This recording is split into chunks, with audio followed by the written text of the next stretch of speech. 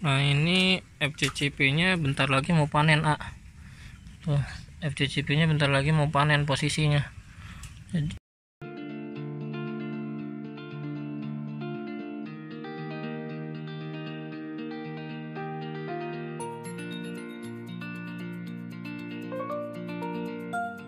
nah ini posisi lagi nguras ini posisi lagi nguras, jadi ngurasnya gini aja ya, otomatis dia keluar sendiri. Kalau penuh tinggal taruh. Kalau nguras di ember atas, jadi kalau misalnya posisi numpuk, yang dikuras yang bawah dulu, yang di atas dulu. Jadi kalau misalnya yang atas dulu, nanti airnya ke bawah. Jadi kalau misalnya atas sudah selesai baru ke bawah. Jadi ini lebih efisien, lebih enak. Jadi nggak harus nyipon-nyipon, jadi lebih praktis. Jadi buat ini bisa jadi contoh ya, kalau misalnya mau pembesaran seperti ini lebih enak. Ikan pun nggak kelayangan ya tuh, dengan posisi setelah ini ikan dikasih makannya pagi, jadi sore enggak. Atau kalau mau dikuras kayak gini, ditambahin air,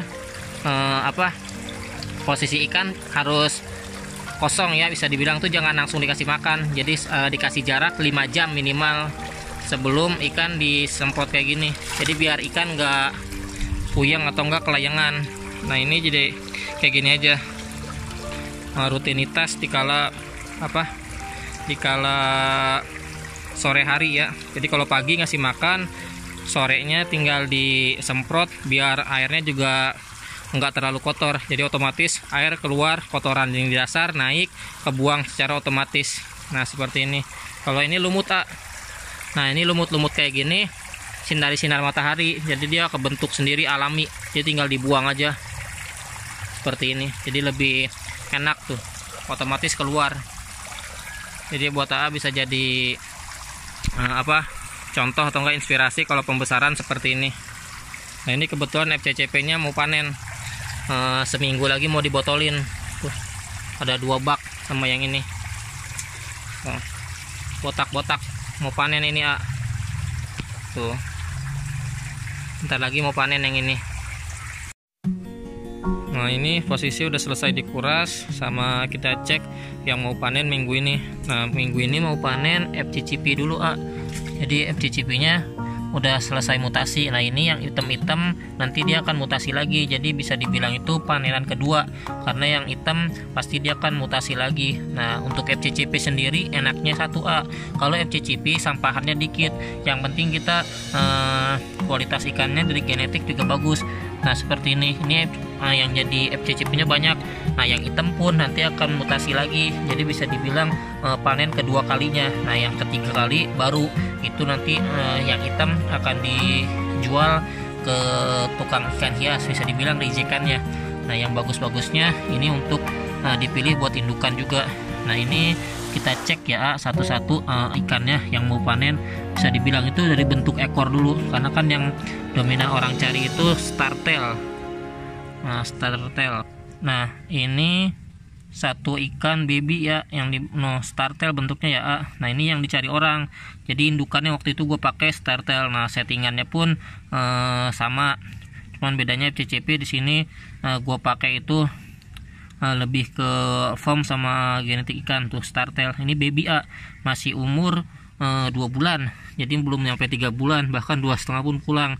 Nah ini nanti kita akan botolin minggu ini Nah kita cek satu lagi. Nah ini juga sama, ini female-nya kalau yang tadi jantan ini female. Nah female-nya pun startail tuh ini umur masih baby banget ya jadi bisa dibilang segede kuaci istilah katanya tuh.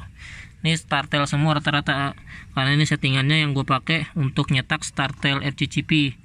Nah ini juga sama tuh, startail. Nah ini yang 1 bak, kita cek yang 1 bak lagi.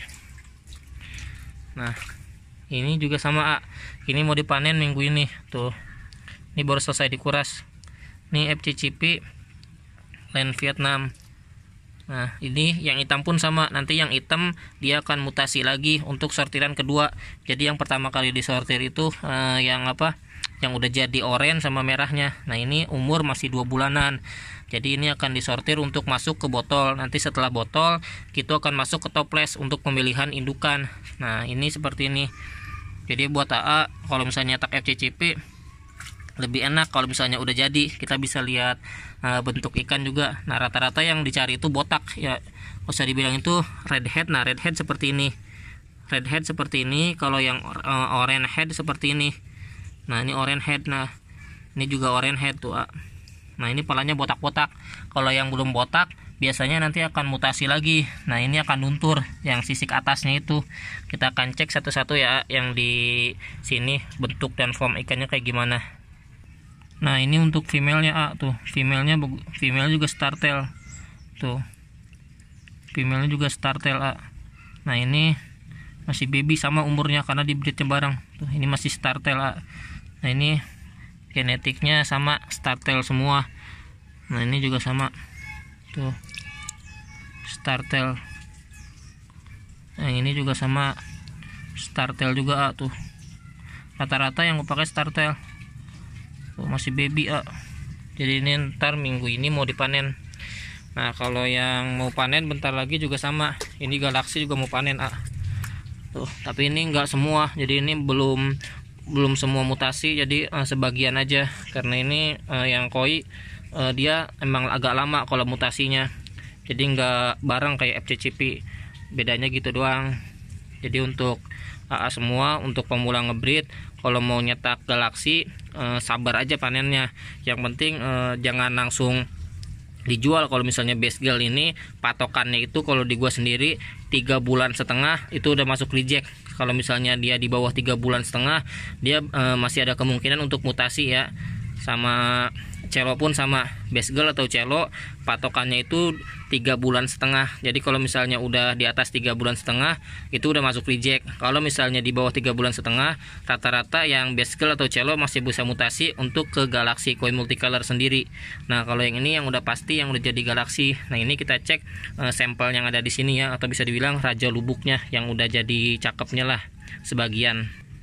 Nah ini yang ada di sini juga tuh warnanya belum jadi tapi galaksinya udah keluar tuh, bintik-bintik putih sama hijau udah keluar. Nah ini nanti akan dibotolin kalau yang seperti itu, jadi biar lebih cepat mutasi prosesnya. Nah yang ini juga sama tuh, ini sebagian baru pecah warna jadi kita akan update lagi setelah ikan dibotolin ataupun proses tahap selanjutnya. Kalau yang ini sama, ini sebagian udah ada yang jadi tuh, seperti ini dia udah jadi, tapi ini kadang-kadang dia masih mutasinya itu keluar galaksi lagi karena ini belum selesai semua. Nah ini sama galaksi multicolor juga karena di sini fokusnya untuk galaksi multicolor karena permintaannya yang tinggi. Nah untuk yang mau main galaksi koi multicolor, jangan lupa saran gua itu utamakan genetik daripada warna kalau misalnya mau ngebreed ikan galaksi, karena kalau warna pun yang utama tapi genetiknya belum yakin, lebih baik utamakan genetik. Karena kalau gue seperti itu, yang penting kalau gue sendiri untuk ngebreed galaksi, kalau genetiknya udah bagus, udah stabil, walaupun warnanya biasa pasti gue breed. Tapi kalau warnanya bagus, cakep, mewah, tapi gue belum tahu genetiknya, pasti gue nggak lebih milih yang tadi, yang genetiknya itu udah ketahuan warnanya biasa. Nah ini hasil masih baby, nanti masih proses. Nah ini juga sama tuh, nanti kita akan update lagi ya untuk tahap selanjutnya. Jadi yang udah nonton terima kasih banyak. Salam breeder dan salam seller, salam sukses semuanya. Wassalamualaikum.